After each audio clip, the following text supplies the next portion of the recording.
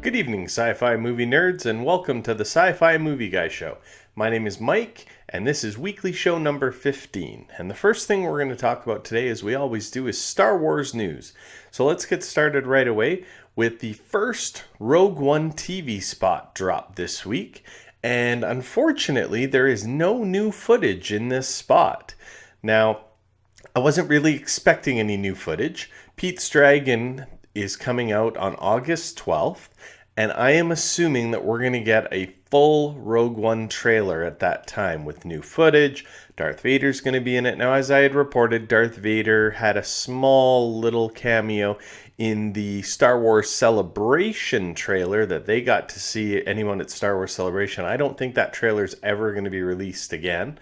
And all it was they were panning down to the floor and you got to see Darth Vader's reflection and a little breathing, which would have been super cool if we did get to see it. But I have a feeling if we want to see this trailer, we're going to have to go see Pete's Dragon. And then probably a week after Pete's Dragon releases, they'll release it online, unless somebody takes a camera in there and, does it that way. But that'll be taken down from YouTube right away.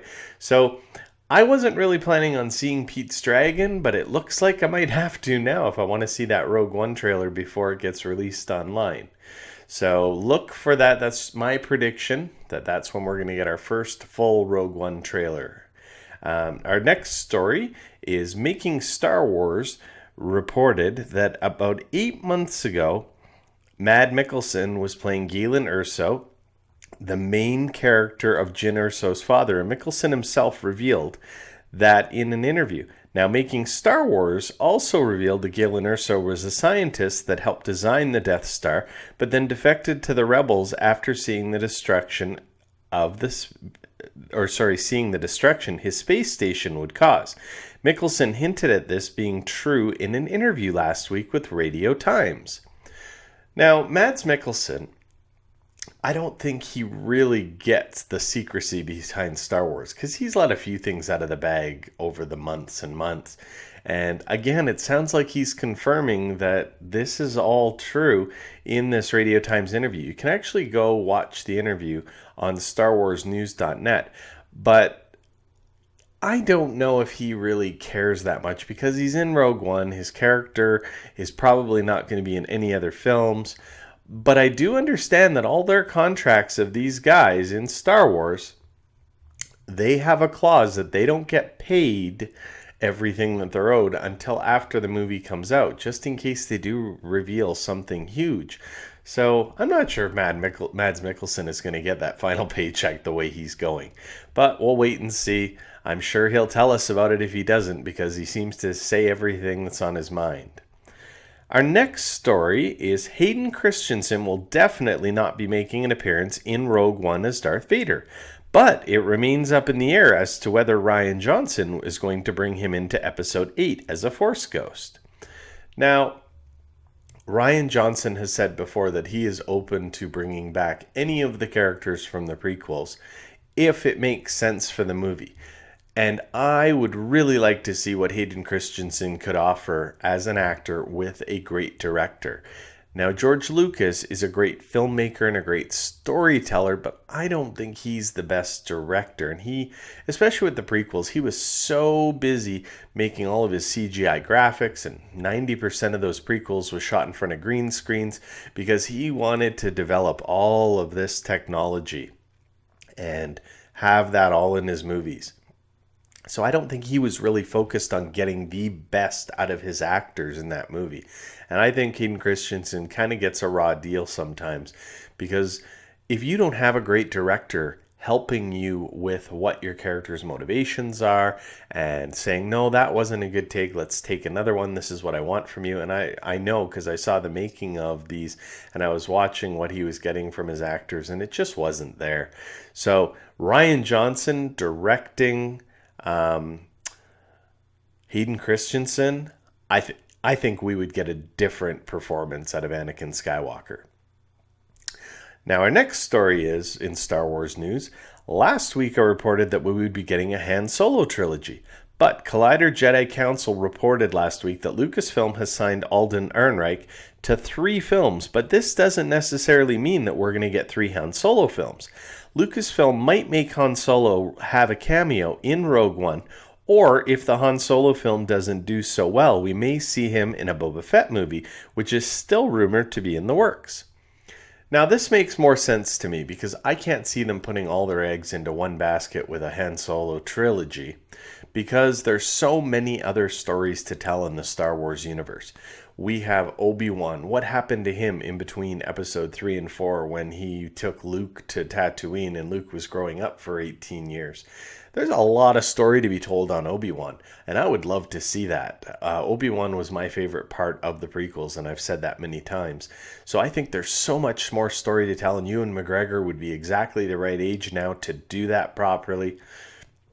So I hope we don't get a Han Solo trilogy instead of an Obi-Wan movie, but if we do, I'm still going to be there. I'm going to be there opening night, stuffing my face full of popcorn and watching it because I go see anything Star Wars pretty much.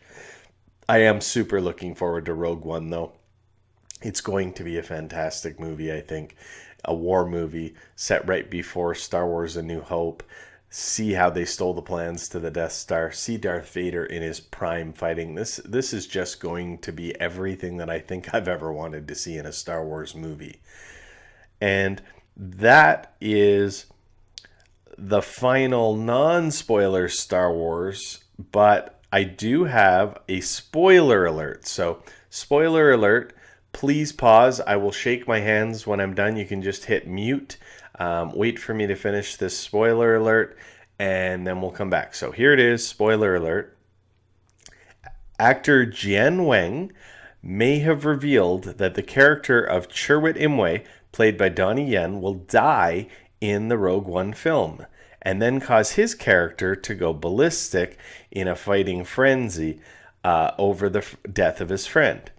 Now, if you want to watch the footage of this spoiler, when he released this spoiler, like he said too much at Star Wars Celebration, you could go to Dash Star's YouTube channel and check out his video there. Gwendolyn Christie, who was moderating the panel, cuts him off pretty quickly. So it seems like he gave away way too much that he shouldn't have. And again, go to Dash Star's YouTube channel and check out his video where he shows what's happening. He explains it.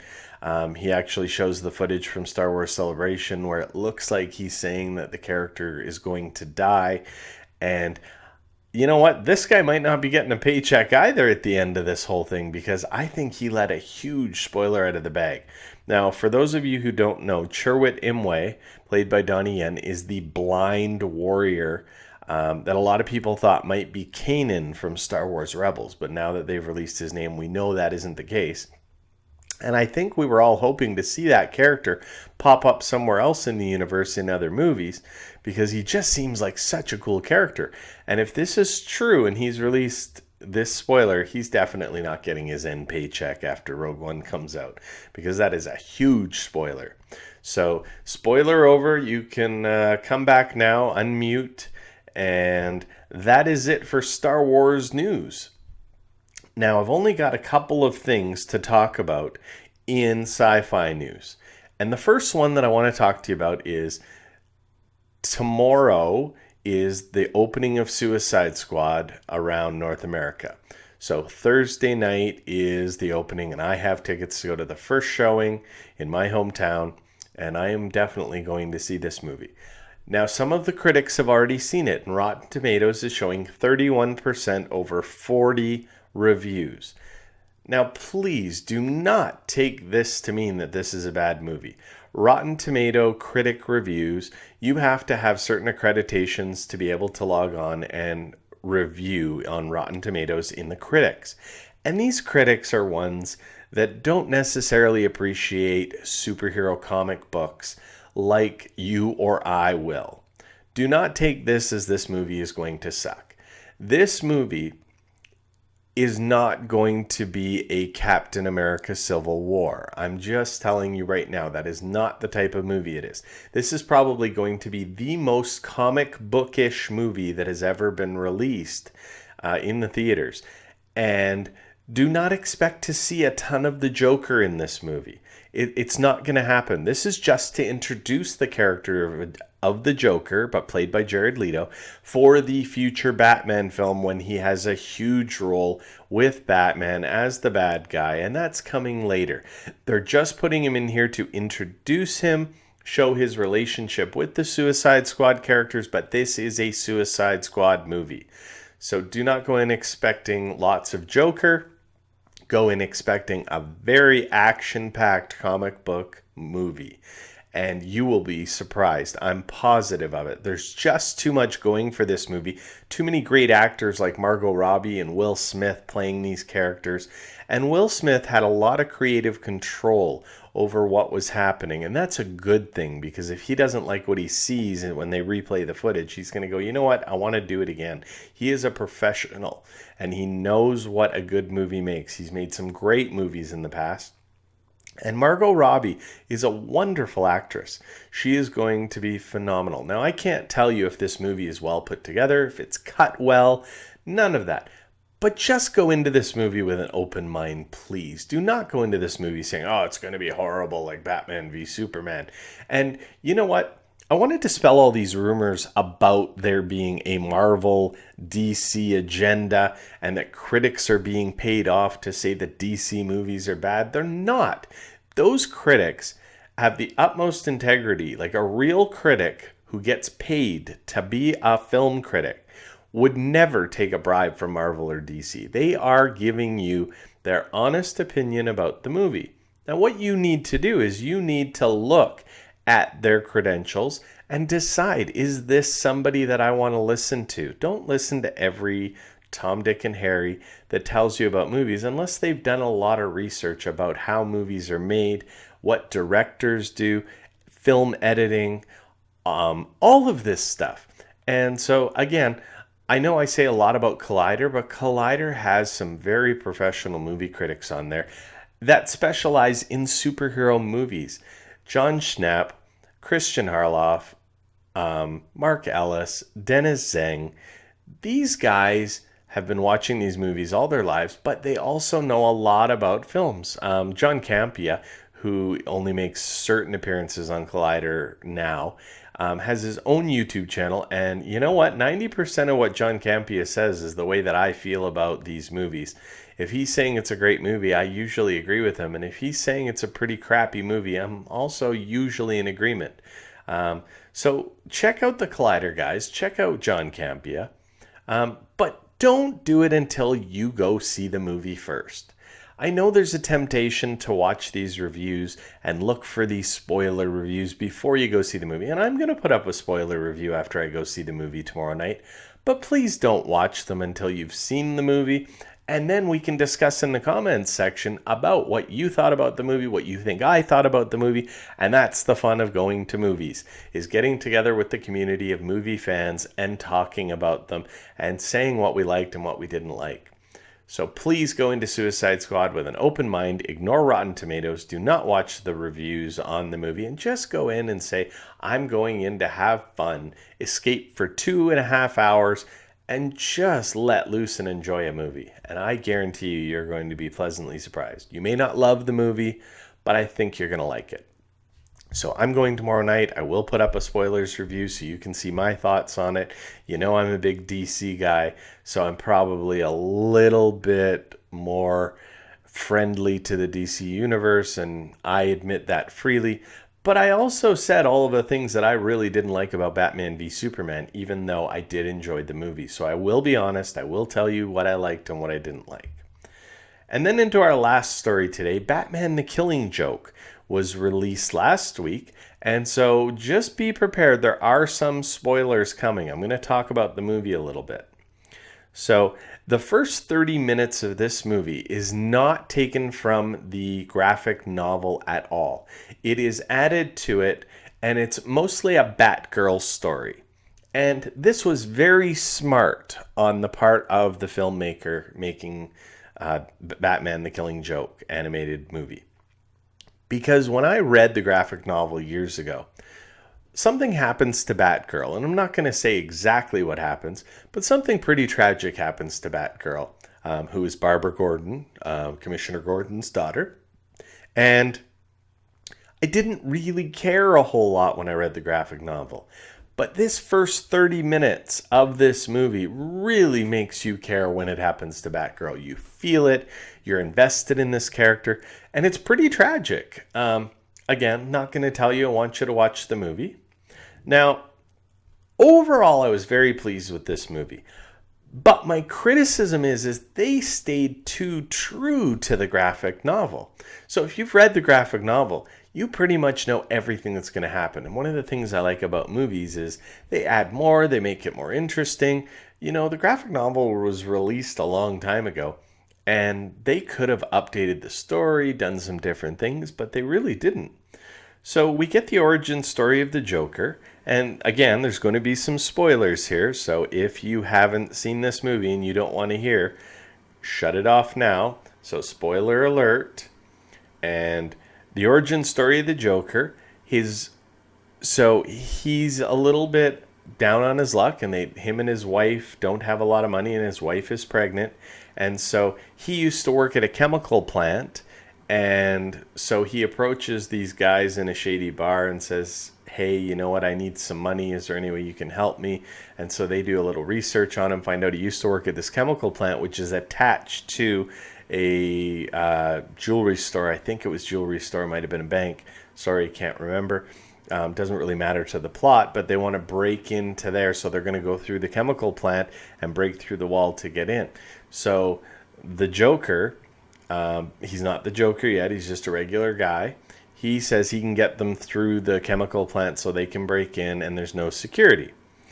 So then as he's helping them break in, they've added security because it's been a while since he worked there. So they get shooting at them and there's a chase scene and the Joker falls into the vat of chemicals, and that's how he becomes the Joker. So they show the origin story again. If you've seen Batman from 1989, then you already knew that.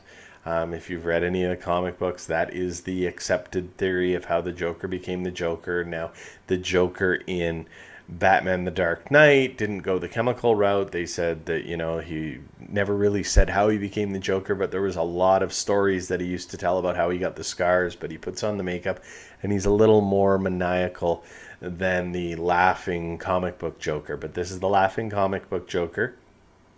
And then what he does is he wants to prove to Batman that all it takes is one bad day in a person's life to make them go crazy. And it's not just him. And it's not just bad people. Good people can go crazy too. So what he does is he gives Commissioner Gordon one really hell of a bad day. And again, I don't want to get into too much spoilers in regards to that plot line in case you haven't read the graphic novel. But he really gives Commissioner Gordon a bad day. And I had alluded that something bad happens to Commissioner Gordon's daughter. So I want to get back to the Joker.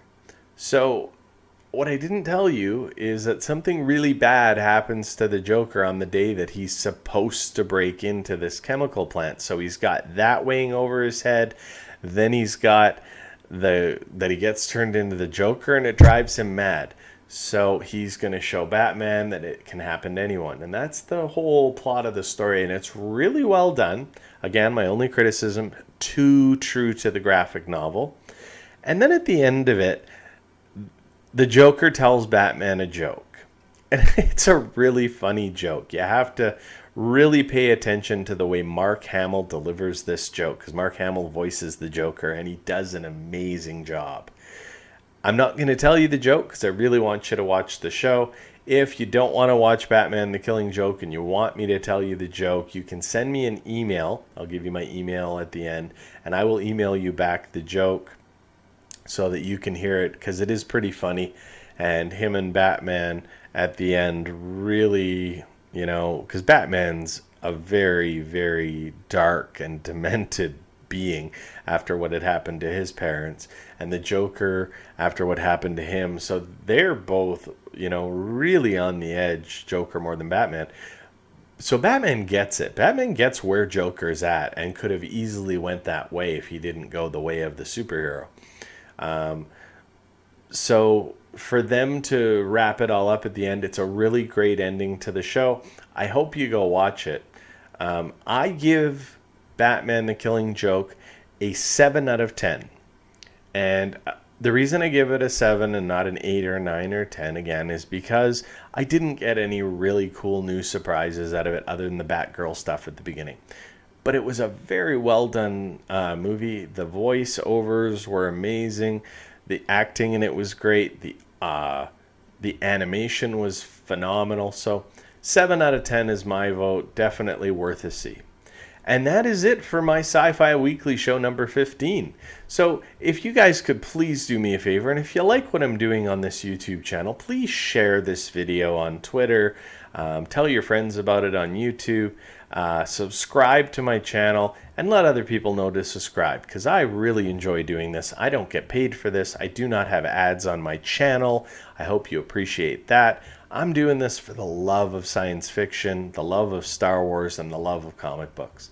So please support me, help me out, get me some more viewers so that I can get some more views on my channel, and so that I know that you guys really want me to keep doing this. That's it for my show. If you want to email me, you can email me movieguySciFi@gmail.com. You can also follow me on Twitter @movieguySciFi. And just remember, everybody, nerds rule the world.